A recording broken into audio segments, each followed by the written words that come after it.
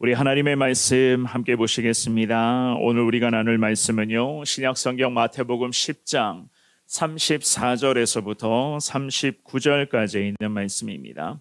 신약성경 16페이지에 있습니다. 마태복음 10장 34절에서 39절까지 있는 말씀, 제가 한 절, 여러분들이 한 절, 마지막 38절, 39절은 우리 같은 목소리로 봉독하도록 하겠습니다. 찾으신 줄 알고 제가 먼저 34절을 읽겠습니다. 내가 세상에 화평을 주러 온 줄로 생각하지 말라. 화평이 아니요 검을 주러 왔노라. 내가 온 것은 사람이 그 아버지와 딸이 어머니와 며느리가 시어머니와 불화하게 하려 함이니 사람의 원수가 자기 집안 식구리라. 아버지나 어머니를 나보다 더 사랑하는 자는 내게 합당하지 아니하고 아들이나 딸을 나보다 더 사랑하는 자도 내게 합당하지 38, 39 같이 봅니다. 또 자기 십자가를 지고 나를 따르지 않는 자도 내게 합당하지 아니하니라. 자기 목숨을 얻는 자는 잃을 것이요 나를 위하여 자기 목숨을 잃는 자는 얻으리라. 아멘. 아멘. 오늘부터 한 주간 예수 그리스도의 거룩한 십자가, 그 십자가의 고난을 우리가 좀 더 묵상하며 그 십자가의 은혜를 우리가 함께 나누는 시간을 이번 한 주간 갖게 되겠는데요. 매년 종려주일이 지나고 이번 한 주간은 고난주간으로, 특별히 다가오는 주일은 또한 부활주일로 우리가 보내게 됩니다. 이 종려주일과 그리고 고난주간 또한 부활주일의 이 시기를 보내면은요, 물론 우리 각자에게 여러 가지 물론 차이는 있겠지만은 주님께 기도하면서 좀 더 다른 여느 주간보다는 이번 한 주간만큼은 경건하게 하나님 보시기에 거룩하게 살아가겠다라고 하는 이러한 나름대로의 다짐들을 우리가 하게 됩니다.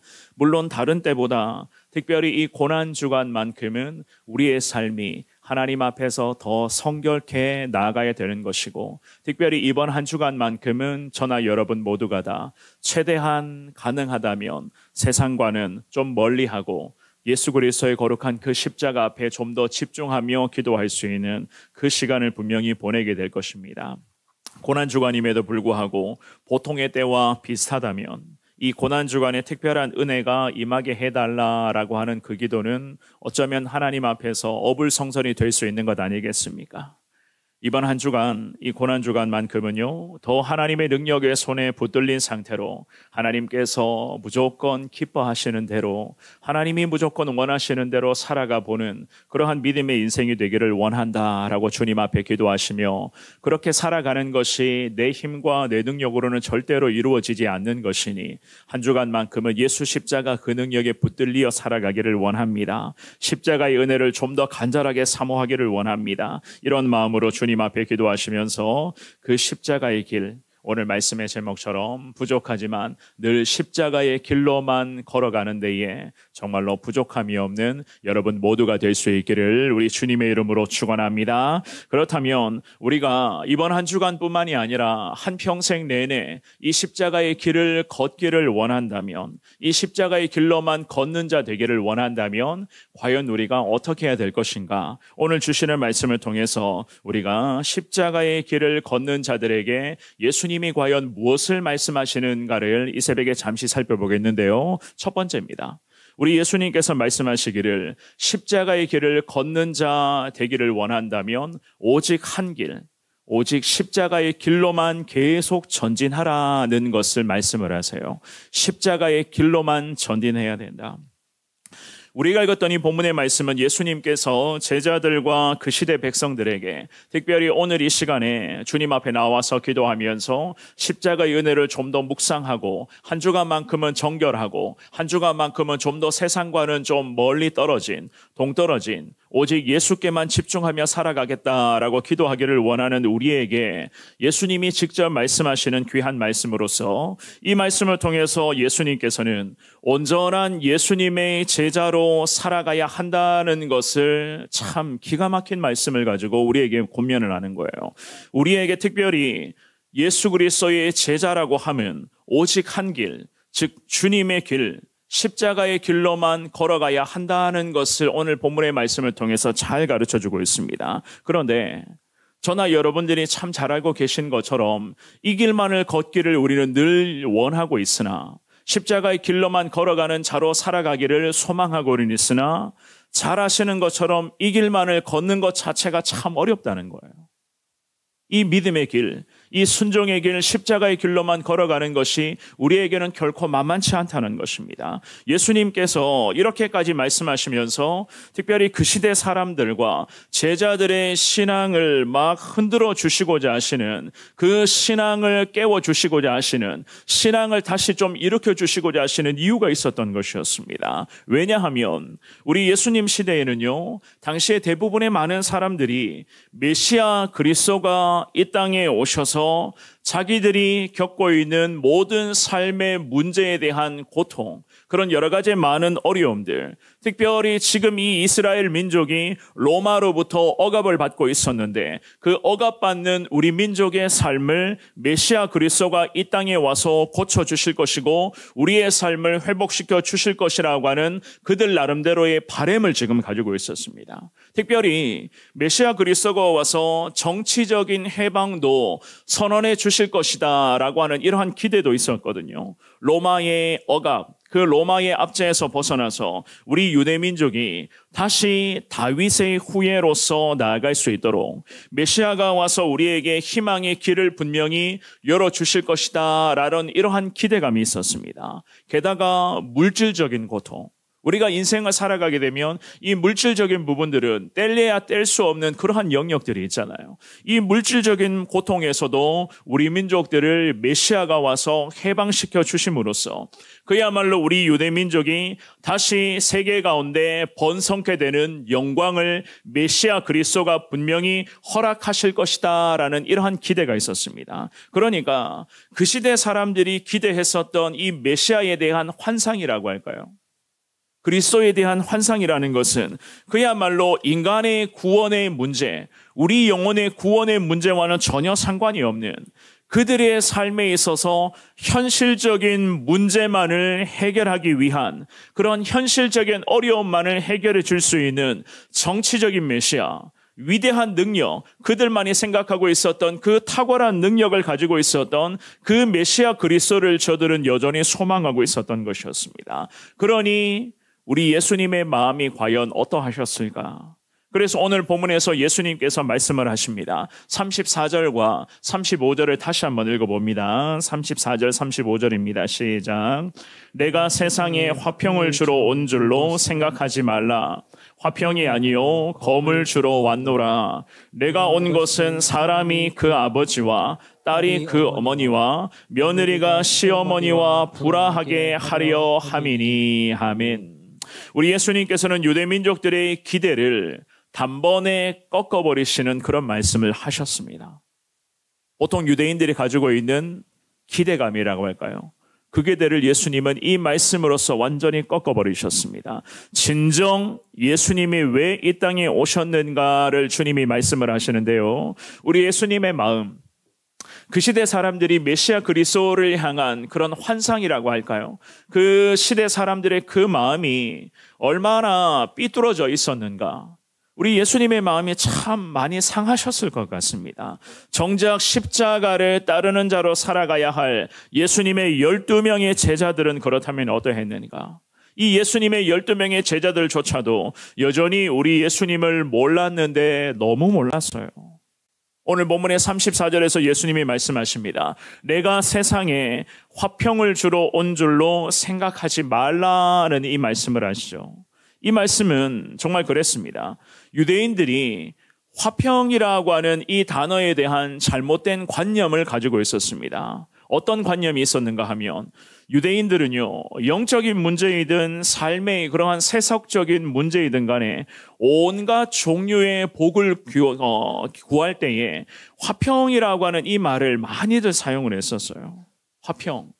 그러니까 복 달라, 우리 조상들이, 우리가 보통 이런 이야기 하잖아요. 조상이 복을 준다라는 그런 이야기 하지 않습니까? 우리가 참 잘 살고 착하게 살면 조상님들이 복을 준다는 그런 이야기들 들어보셨죠, 그죠? 그러면서 저들이 이러한 개념으로 사용을 할 때에 화평을 준다, 화평을 구한다, 화평을 얻는다라는 이러한 관념을 가지고 있었던 것이었습니다. 뭐든지 복을 구할 때에 화평이라고 하는 이런 이야기를 했었던 거예요. 그래서 그들은 메시아 그리스도가 이 땅에 오시게 된다면 이 세상의 모든 번영이 유대 땅을 중심으로 꽃을 피우게 될 것이다 라는 것을 믿고 있었습니다. 그래서 저들은 화평을 구하고 있었다. 화평을 계속해서 구하는 거예요. 물론 지금도 그렇습니다. 아직까지도 유대인들은요, 이런 고정관념 속에 빠져 있거든요. 메시아 그리스도가 아직도 오시지 않았다. 메시아 그리스도가 이 땅에 오시게 되면 우리 유대인들을 통해서 전 세계가 다시 거룩한 번영과 영광 가운데 유대 민족들을 중심으로 전 세계가 재편되게 될 것이다 라는 이러한 생각을 지금도 하고 있거든요. 그래서 우리 예수님께서 오늘 본문에서 이 말씀을 하신 거예요. 너희가 원하는 화평을 주러 온 것이 아니다라는 말씀을 하셨습니다. 너희가 입버릇처럼 계속 쏟아내고 있었던 화평을 달라. 화평을 구합니다. 화평을 누리게 해달라. 내가 이 너희가 원하는 화평을 주러 이 땅에 온 것이 아니라고 말씀을 하세요. 외세적인 화평, 정치적인 화평, 삶의 화평을 주러 오신 것이 아니라 우리 예수님 어떻게 말씀하십니까? 무엇을 주러 오셨다고요? 검을 주러 왔노라. 우리 예수님 분명한 말씀을 하셨어요. 사랑하는 여러분, 검을 주러 왔노라라는 이 예수님 말씀의 의미가 과연 무엇이겠습니까? 왜 검을 주러 왔노라 이 말씀을 하셨을까요?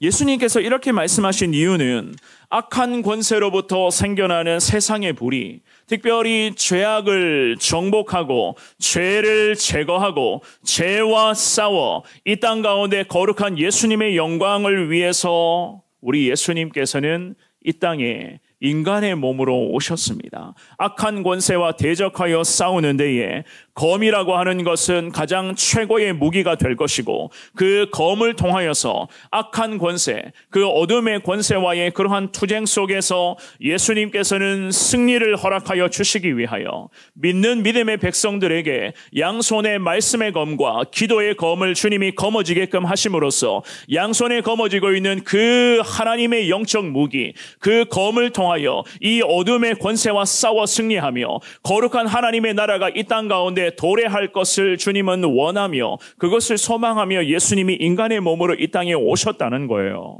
그래서 내가 너희들이 원하는 화평을 주러 온 것이 아니라 이 세상에 검을 주러 왔노라. 악한 권세와의 싸움에서 승리를 허락하여 주시기 위하여 십자가를 통하여 많은 영혼들이 죄에서 벗어나 거룩한 하나님의 영광 가운데 거할 수 있는 이 승리를 주시기 위하여 예수님은 이 땅에 인간의 몸으로 오셨다고 성경은 말씀을 하시는 거예요. 게다가 35절 말씀도 보시기를 바랍니다. 우리 35절만 한 번 더 읽어볼까요? 35절입니다. 시작. 내가 온 것은 사람이 그 아버지와 딸이 어머니와 며느리가 시어머니와 불화하게 하려 함이니. 아멘. 우리 예수님이 이 땅에 오신 이유는 가족과의 불화를 지금 언급을 하시죠. 그죠? 이 말씀을 잘 보시면은요, 뭔가 좀 갸우뚱할 수도 있습니다. 가족과의 불화. 특별히 가족들과의 관계에서도 신앙 때문에 불화가 생겨날 수가 있다는 말씀이에요. 신앙생활 때문에 그러한 불화와 그러한 크고 작은 갈등은 본질적으로 왜 이러한 불화와 갈등이 생기는 것인가? 하나님을 떠나 있기 때문에 생겨나는 것. 그야말로 자연스러운 불화와 갈등이라는 것을 주님이 가르쳐 주십니다. 자연스럽다는 거예요. 왜냐? 왜 자연스러운 불화와 갈등이냐? 잘 들으셔야 됩니다. 믿는 사람들과 믿지 않는 사람들은 사실상 모든 것이 다 달라요. 생각의 기준점 자체가 다릅니다. 똑같은 상황을 마주한다 해도 믿는 사람들이 이 상황을 해석하는 해석의 내용이 다르고 믿지 않는 사람들이 지금 이 상황을 해석하는 내용이 다르다는 거예요. 그렇기 때문에 내용이 다르기 때문에 각자의 반응은 다를 수밖에 없다는 겁니다. 우리 예수님이 바로 이 말씀을 하시는 거예요. 믿는 사람과 믿지 않는 사람은 전부 다 다르다. 그리고 나서 가장 다른 것, 가장 큰 차이점이 뭔지 아십니까? 믿는 사람들의 인생의 종착지와 믿지 않는 사람들의 인생의 종착지는 다르다는 거예요. 이게 가장 큰 차이점입니다. 절대 같을 수가 없어요. 이것은 무엇을 말하는가 하면 믿는 사람들과 믿지 않는 사람들의 종착지는 다르다는 것은 가는 길 자체가 다르다는 겁니다. 지금 걸어가고 있는 이 길 자체가 다르다는 거예요. 예를 들어서 같은 가정 안에서 가족들끼리 가정에서 같이 산다고 해도 죄송한 말씀이지만은 예수님이 있는가 예수님이 없는가에 따라서 가족들이라도 걸어가는 길 자체가 다르다는 겁니다. 왜 다른 거죠? 목적지가 다르거든요. 목적지가 달라요. 그렇기 때문에 걷는 길 자체가 다릅니다. 남편이라고 해도 아내라고 해도 자녀라고 해도 우리 부모님이라고 해도 예수가 있고 없고의 차이에서부터 길이 다르다는 겁니다. 길이 다르니 최종 독착지는 다 다를 수밖에 없는 거겠죠. 그죠? 그래서 예수님이 말씀을 하십니다. 궁극적으로 다르다는 거예요. 그러니 다르기 때문에 갈등과 불화가 가정 안에서조차 생겨날 수밖에 없다는 겁니다. 이 세상에서 일어나는 모든 갈등의 주된 원인도 궁극적으로는 마찬가지예요. 오직 한 길로만 가야 하는데 예수님의 길로 그리고 세상의 길로 나누어져 있습니다. 그렇기 때문에 계속 갈등이 생겨나는 겁니다. 그래서 예수님 말씀하시죠. 36절에 어떤 말씀을 하십니까? 36절에 보면 사람의 원수가 자기 집안 식구다라는 이런 말씀까지를 하시거든요. 그렇다면 여기서 우리는 과연 이 말씀을 받들면서 우리는 어떻게 해야 될 것인가? 갈등과 불화를 없애기 위해서 무조건 타협하는 것이 능사이라고 생각하십니까? 아니면 좀 우여곡절이 있더라도 그 길로만 걸어가는 것이 먼저라고 생각하십니까? 우리 성도님들은 어떻게 생각을 하십니까? 이번 한 주간 십자가의 길을 걷는 자라는 이 주제로 이번 한 주간 우리가 하나님의 말씀을 살펴보게 될 것입니다. 어떻게 생각하십니까? 예를 들어서 가정 안에서도 이러한 타협, 이러한 갈등과 고민이 있는데 과연 가족들에게는 타협이 있어야 되기 때문에 이것을 해결하기 위하여 갈등을 해결하기 위하여 타협해야 되고 적절하게 타협의 적절한 해결책을 이루어내야 될 것인가? 아니면은 우리는 계속해서 이 믿음의 길을 걸어가야 할 것인가? 우리 예수님이 이 땅에 오신 진정한 이유, 특별히 우리에게 기대하시는 예수님의 그 기대치는요, 먼저가 하나님과의 관계 회복인 것을 깨달을 수 있기를 주의 이름으로 축원합니다. 이게 선행되면 다른 모든 것들은 하나님의 은혜 가운데 제가 단언컨대 자동적으로 다 바로잡히게 되는 거예요. 하나님과의 관계가 먼저 우리 가운데 회복되기를 시작하면 다른 기타 여러 가지 갈등과 고민의 요소들은 시간이 지나면 하나님이 모든 것을 순차적으로 해결하시고 우리의 삶의 모든 부분을 주님께서 바로잡아 주실 줄 믿습니다. 이것이 신앙생활이라는 겁니다. 일부러 가족들과의 불화를 일으키라고 주님이 말씀하시는 것이 아니라 우리에게 주님이 가장 먼저 가르쳐 주시는 것은 하나님과의 관계 회복이 우리 가운데 먼저 이루어져야 된다는 거예요. 오늘 이 새벽에 우리가 주님 앞에 나와서 고난주간 이 첫날 특별 새벽 기도회를 통해서 하나님 앞에 기도하며 주님의 은혜를 구합니다. 이 귀한 시간을 통해서 먼저는 하나님과 나와의 이 신앙적인 관계가 더 돈독하게 이루어질 때에 나는 이 길로 걸어가고 나는 이 십자가의 길로만 걸어가는 이러한 믿음으로 주님을 바라볼 때에 결국 불신으로서 가족들과의 그런 관계도 결국에는 하나님의 능력 가운데 주님께서 해결해 주실 것이라고 먼저는 하나님이라고 우리에게 그렇게 말씀을 하시는 거예요. 그래서 오늘 본문의 37절에 보시면은 성경은 이렇게 말씀을 합니다. 우리 37절 읽어봅니다. 시작. 아버지나 어머니를 나보다 더 사랑하는 자는 내게 합당하지 아니하고 아들이나 딸을 나보다 더 사랑하는 자도 내게 합당하지 아니하며. 아멘. 예수님은 말씀을 이어가십니다. 오직 한 길로만 걸어가야 할 우리에게 주님은 참 놀라운 말씀을 하세요. 예수님보다 부모를 더 사랑하는 자는 어떻다고요? 합당하지 않다고 말씀을 하시죠. 예수님보다 자녀들을 더 사랑하는 자들도 합당하지 않다고 주님이 분명히 말씀하십니다.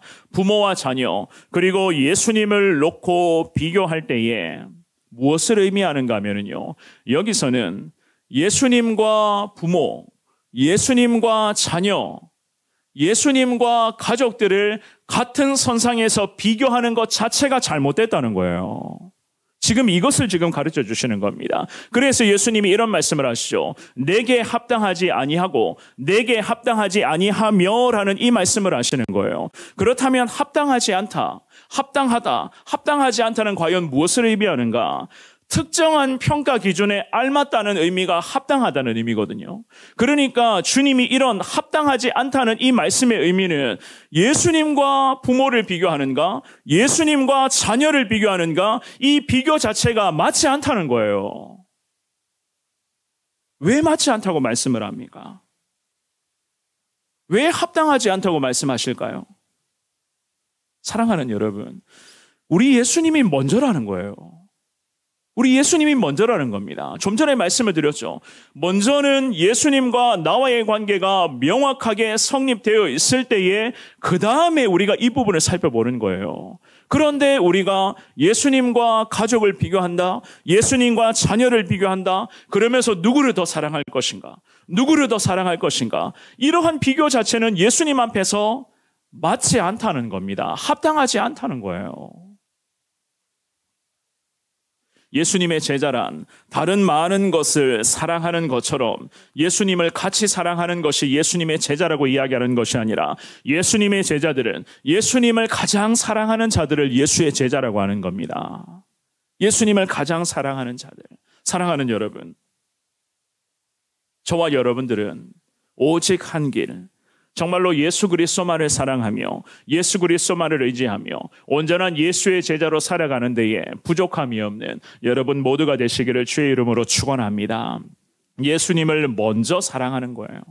예수님을 가장 사랑하는 겁니다. 이것이 우리 가운데에 성립이 될 때에 우리를 통해서 부족하지만 저나 여러분들을 통해서 가족에게도 예수의 사랑이 흘러가게 될 줄 믿습니다. 우리의 믿음이 견고해지면 가족에게도 그 믿음의 여파가 흘러가게 되는 거예요. 그런데 내가 어중간하게 신앙생활하면 심지어는 믿지 않는 가족들조차도 질책할 때가 있죠. 너 그렇게 뭐하러 교회 다니느냐? 너 그렇게 신앙생활을 하려면 교회 가지 마! 라는 이야기, 가끔은 그런 이야기 들을 때도 있지 않습니까?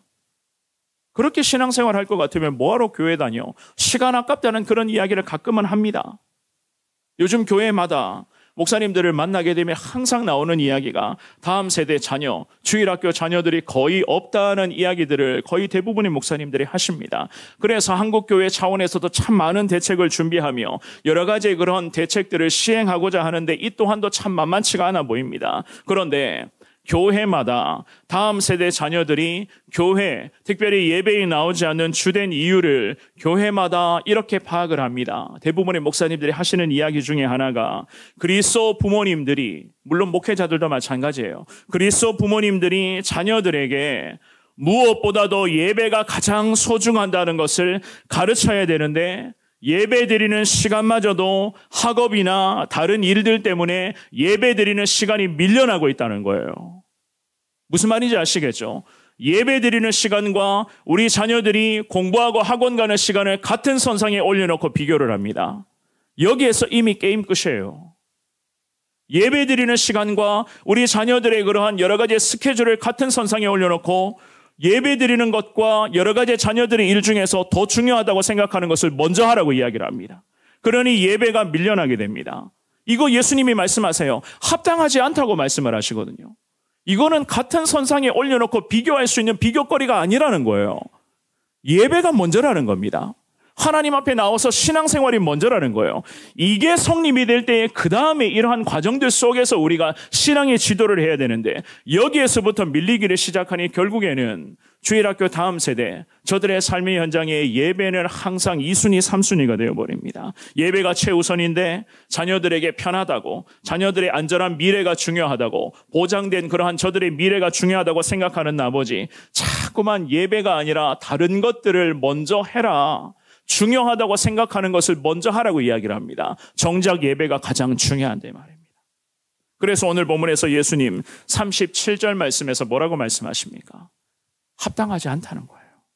합당하지 않다. 이거는 맞지 않다는 겁니다. 아무쪼록 오늘 주시는 예수 그리스도의 거룩한 말씀을 사랑하는 여러분 잘 깨달으심으로 말미암아 우리부터라도 주님을 사랑하겠습니다. 주님만을 먼저 사랑하겠습니다. 주님의 그 십자가만을 따르는 삶을 내 삶의 가장 소중한 순종으로 여기겠습니다. 이러한 신앙의 고백을 통해서 한평생 내내 오직 한 길, 그 십자가의 길, 믿음의 길로만 전진해 나아가는 데 부족함이 없는 여러분들이 되시기를 우리 주님의 이름으로 축원합니다. 두 번째입니다. 자신을 내려놓으셔야 돼요. 끊임없이 나를 내려놓으셔야 됩니다. 38절 말씀 우리 같이 한번 읽어봅니다. 시작. 또 자기 십자가를 지고 나를 따르지 않는 자도 내게 합당하지 아니하니라. 아멘. 예수님 시대의 십자가는 로마의 사형 도구였습니다. 그래서 사형 선고를 받은 죄수는요, 자기가 달려 죽어야 할 그 십자가의 틀을 짊어지고 사형장까지 갔었어야만 했습니다. 참 비참하죠, 그죠? 물론 로마 정부도 유대 민족들, 이 유대 민족들이 로마로부터 식민 지배를 받았기 때문에 이러한 유대 민족들도 혹독하게 다루고 있었고 많은 사람들이 십자가의 형장에 끌려가는 일들이 계속 나타나고 있었습니다. 그러니 예수님의 12 제자들은요, 십자가가 과연 무엇을 의미하는지 저들은 누구보다도 잘 알고 있었습니다. 당시 시대의 십자가란 대단히 불명예스럽고 치욕적인 죽음을 의미하는 것이었습니다. 그리스도를 따르는 제자들은 이러한 시련까지도 감내할 수가 있어야 되는 거예요. 이것은 무엇을 의미하는가 하면 결국에는 자기 부인이라고 성경은 말씀하거든요. 자기 부인. 자기 부인에 대한 실제적인 순종을 지금 의미를 하는 거예요. 예수님께서는 자기 십자가를 짊어지고 예수를 따르지 않는 자들 역시나 38절 하반절에서 합당하지 않다 주님의 말씀을 하십니다. 십자가는 자기가 짊어져야 하는 십자가입니다. 그렇기 때문에 예수님이 말씀하시는 이 십자가는 사랑하는 여러분, 내게 해당되는 십자가예요. 내 자신에게 해당되는 십자가입니다. 다른 사람들은 저렇게 세상 편하게 살고 심지어는 신앙생활도 편하게 하는데 왜 이렇게 나만 어려운가? 왜 이렇게 나만 힘들게 믿음 생활을 하는가? 왜 그렇겠습니까? 기억하십시오. 내 십자가거든요. 하나님이 내게 맡겨주신 나의 십자가입니다. 내가 짊어져야만 하는 십자가입니다. 내게 적용되는 이 십자가라는 거예요. 누구나 십자가를 다 짊어지고 있지만 그것을 바라보는 관점이 다를 뿐이겠죠. 그죠? 그렇기 때문에 우리는 예수님의 제자로서 십자가를 따르는 자로 살아가야 하는데 다른 사람과 비교할 필요가 없다는 겁니다. 다른 사람들이 짊어지고 있는 그 십자가에 대해서 궁금해하면서 거기에 내 마음 빼앗길 필요가 없다는 거예요. 왜냐하면은 결국 내가 짊어져야 할 이 십자가, 예수님께서 내게 맡겨주신 십자가거든요. 그래서 성경은 말씀합니다. 사람이 감당할 수 있는 시험을 주님이 허락하여 주신다는 그 말씀을 하시잖아요. 하나님 감당할 수 있게끔 우리에게 능력 주시고 은혜 주시고 이 십자가를 짊어지고 나아갈 수 있을 만큼 하나님께서는 우리에게 앞으로도 힘을 허락하여 주시는 능력의 주님이신 것을 믿습니다. 그래서 우리에게 말씀하시기를 자기 십자가를 짊어지고 예수의 길로 걸어가라는 겁니다. 다른 사람 신앙생활을 어떻게 하는지, 저 사람 기도 생활을 어떻게 하는지, 저 사람 어떻게 기도 생활을, 어떻게 믿음 생활을 하고 있는지 이것 따져가며 내 믿음을 흔들리는 것이 아니라 나와 하나님과의 관계 속에서 나의 십자가를 짊어지고 오늘도 이 길만을 걸어가라는 거예요. 오늘도 이 주님의 길. 결국에는 이 십자가는 과연 우리에게 이런 말씀을 하시는 겁니다. 오늘도 십자가에 나를 내려놓을 수 있겠는가? 말씀을 정리하겠습니다. 십자가의 길을 걷는 자로 살아갈 수 있는 우리 살아가는 모든 성도님들 되시기를 주님의 이름으로 축원합니다. 십자가의 길을 걷는 자라는 것은 어중간한 게 아니에요. 어중간한 모습을 이야기하는 것이 아닙니다. 십자가의 길은 오직 한 길입니다. 세상 길과 십자가의 길 비교하지 마십시오. 이것은 절대로 같은 길이 아닙니다. 같은 길이라고 하는 것은 목적지가 같아야 되는데 세상 길과 십자가의 길은 목적지가 달라요. 죄송한 말씀이지만 안 믿는 가족들은 세상 길 걸어가지만 믿는 나는 오늘도 십자가의 길을 걷습니다. 그렇기 때문에 우리는 십자가의 길을 나부터가 걸어가야 되는 것이고, 내가 걷는 이 십자가의 길로 믿지 않는 가족들과 내 주변의 사람들에게 이 길로 다시 진입할 수 있도록, 이 길로 진입할 수 있는 방법을 우리가 가르쳐 줘야 되고, 이 길로 진입할 수 있도록 저들의 인생의 핸들을 이 길로 틀 수 있도록 저들을 위해서 기도해야 되는 것입니다. 주님이 우리에게 원하시는 것은 십자가의 길을 내가 먼저 걸어가라. 그리고 이 길로 걸을 때에 주변의 많은 사람들이 이 길로 걷을 수 있도록 하라는 겁니다. 오늘 주시는 이 귀한 말씀을 기억하시면서 결국에는 주님 앞에 오늘도 저나 여러분들 나를 내려놓으셔야 됩니다.